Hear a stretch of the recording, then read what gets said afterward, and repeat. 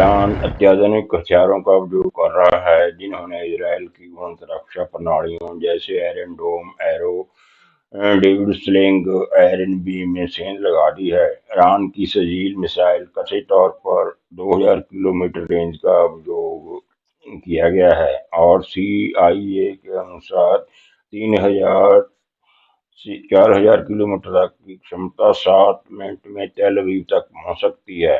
Iran इसे operation to promise कहता है और इजरायल से बिना शर्त हमला रोकने और यहूदी आतंकवाद को समाप्त करने की गारंटी देने का आह्वान करता है, अन्यथा कड़ी प्रतिक्रिया की चेतावनी देता है।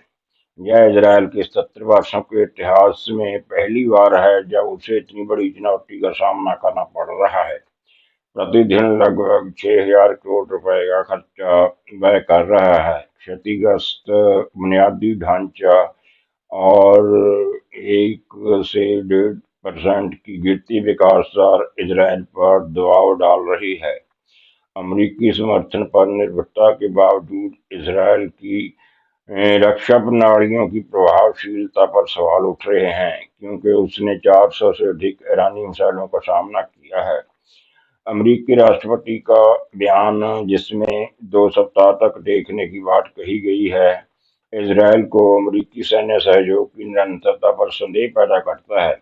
व्हाइट हाउस प्रेस सचिव ने चेतावनी दी है कि ईरान यदि खामेनी आदेश देते हैं, पहले खामेनी थे, अब वो उनकी जो जो भी है वो खामेनी, तो कुछ ही हफ्तों में परमाणु हथियार बना सकता है जो इजरायल, अमेरिका और पूरी दुनिया के लिए खतरा होगा। अमेरिका की अपनी अमेरिका फर्स्ट नीति और चुनावी वादों को देखते हुए, खासकर डोनाल्ड ट्रंप के संभावित प्रभाव के साथ, उसकी अप्रत्यक्ष भागीदारी अनिश्चित है।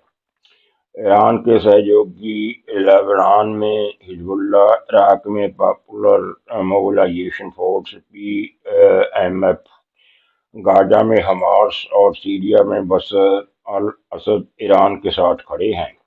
अमेरिकी सैन्य अड्डे भी ईरान के निशाने पर आ सकते हैं। पाकिस्तान ने ईरान के साथ अटूट एकजुटता व्यक्त की है और इजरायल को पाकिस्तान से न भिड़ने की चेतावनी दी है।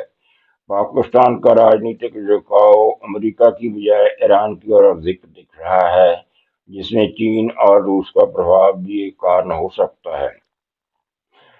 सऊदी अरब, मिस्र, UAE और तुर्की ये देश जो पहले क्षेत्रीय प्रतिद्वंदी थे, अब ईरान के साथ संबंध सुधार रहे हैं। वे क्षेत्र में ईरान की स्थिरता को अपने भू राजनीतिक और सुरक्षा हितों के लिए महत्वपूर्ण मानते हैं। ब्रिटेन, फ्रांस, जर्मनी और यूरोपीय संघ युद्ध को रोकने के लिए सक्रिय रूप से प्रयास कर रहे हैं क्योंकि वे परमाणु, ईरान और वैश्विक तबाही की शंका से चिंतित हैं। रूस और चीन पूरी तरह से ईरान के साथ खड़े हैं।